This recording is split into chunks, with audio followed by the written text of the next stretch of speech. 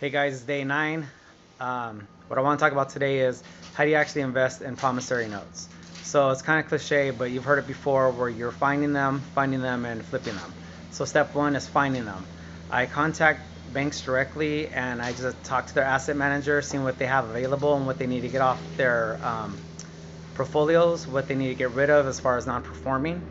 Then I can also call hedge funds. Hedge funds are usually made up of different investors or companies, and they use crowdfunding to buy big pools for themselves. And they cherry pick those lists and kind of let out whatever is not fitting in their criteria. So hedge funds is number 2. 3 is networking with other private investors like myself who may have things in their portfolios again that don't fit their criteria or they're just tired of holding on to and are ready to sell off.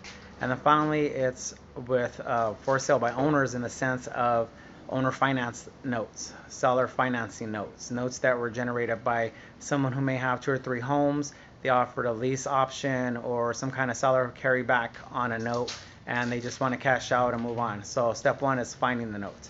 Step 2 is funding them. So as I get these notes in, as I get these assets in, I do some preliminary due diligence, make sure the numbers look good, run my numbers, and then I send them out to my JV partners or my funding partners, and I categorize them as 2 types of investors. You have your aggressive investor and your passive investor, and the titles don't mean anything, it's just how I'm calling them for today.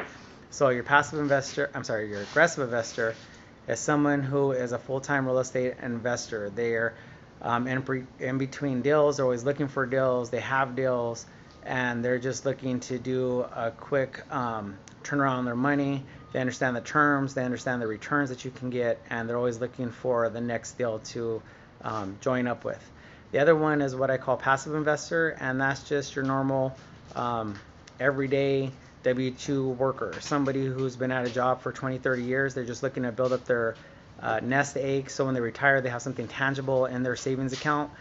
They understand that the terms and the returns again are something that they're going to have greater over a 12 to 18 month return than they would on a CD, their savings account, traditional types of stocks, and what they're going to not even see in 3 to 5 years off of that.